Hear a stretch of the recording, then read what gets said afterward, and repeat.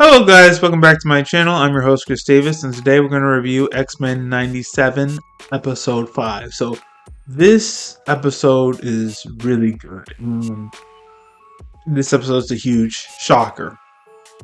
I can't wait to see uh, what follows up with episode 6. But with that being said, we're going to go ahead and review this episode. So X-Men 97 episode 5. So with this episode, Magneto, Rogue, and Gambit are going to Genosha because Genosha has been accepted into the UN following what happened in, I believe, X-Men 97 episode 3. What happened, or was it? No, it was what happened in episode 2.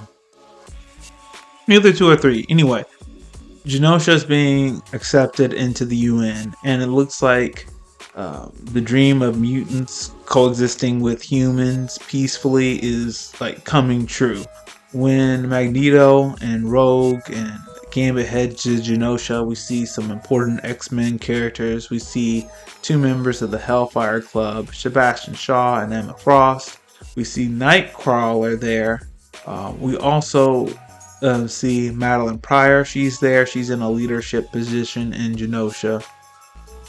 And things are looking up. It looks like the dream between mutants and humans living peacefully is coming true. The leaders of Genosha, which has Madeline Pryor, Sebastian Shaw, and Emma Frost, they say they want to make Magneto Chancellor.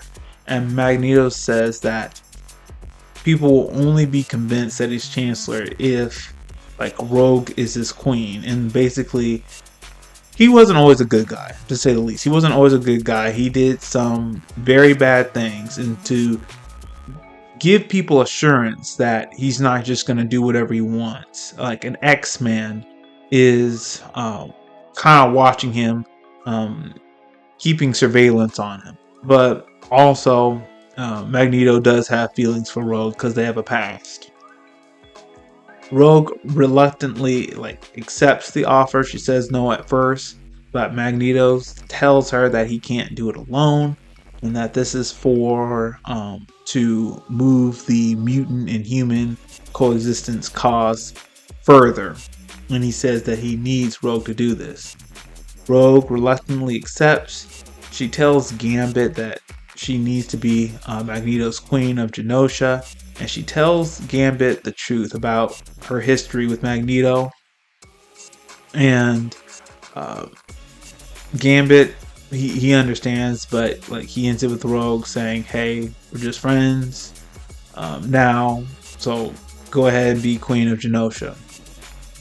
So while this is going on, the other X-Men are at the X-Mansion being interviewed by a reporter about what it is, what it's like to be an X-Man.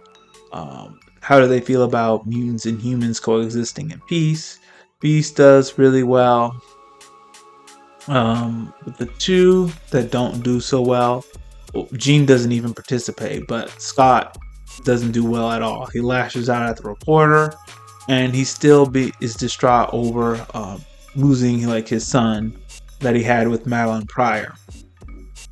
Anyway, Jean is avoiding news reporters altogether because she doesn't know which memories are hers or Madeline Pryor's. Logan goes to comfort her. You don't know who that is. That's Wolverine. Alright, that's his real name. Logan. Anyway, Logan is comforting Jean. They have a romantic moment. Jean kisses Logan.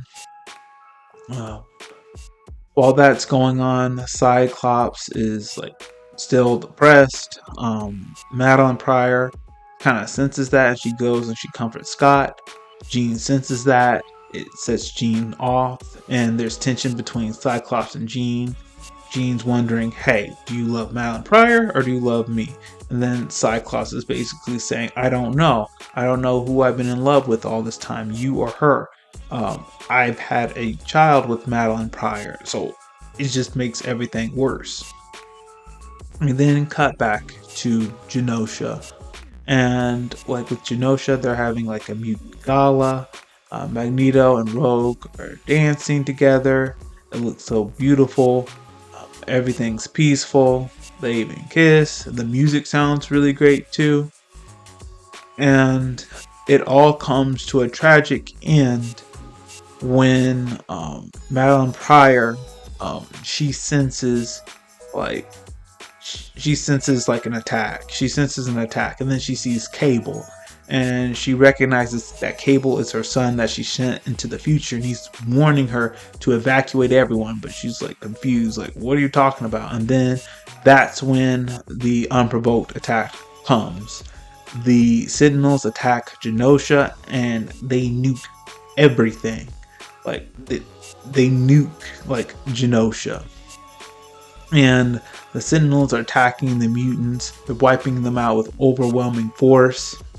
And Magneto, Rogue, and Gambit, Nightcrawler, they're doing their best to protect all the innocent mutants.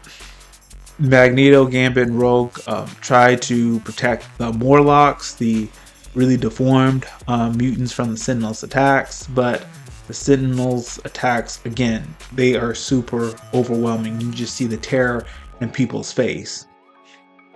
Magneto traps Rogue and Gambit with his metal powers.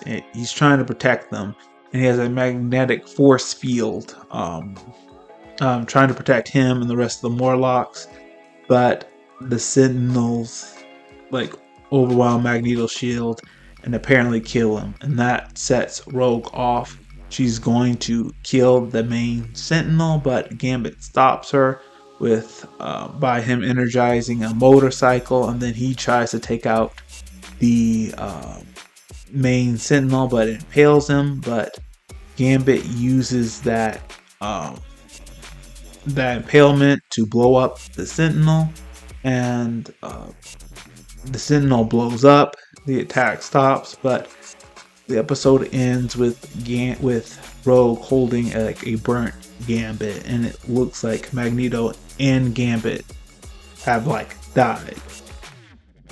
And so that's where the episode ends. And I have to say, this is some really good storytelling. We had that attack foreshadowed in episode 2. That's why in episode 2 they went out to stop that scientist that was trying to put the Sentinels back online to prevent that attack, because Madeline Pryor, who we thought at the time was Jean, sensed a Sentinel attack when she read Gyric's mind, and what we thought that the X-Men stopped it, but they didn't. The attack still happened, and we have to see what happens like in episode 6. Is Magneto and Gambit still alive? What's going to happen with the mutant and human coexistence? Is it going to go back?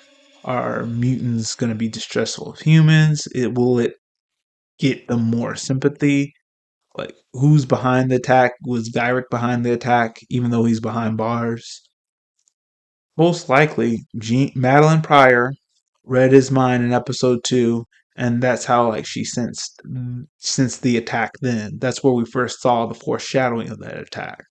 So we have to see what happens in episode 6, guys. So that's all we have for today. If you liked what I had to share, please hit the like button, hit subscribe, share this video with all your friends, and all of you have a great day.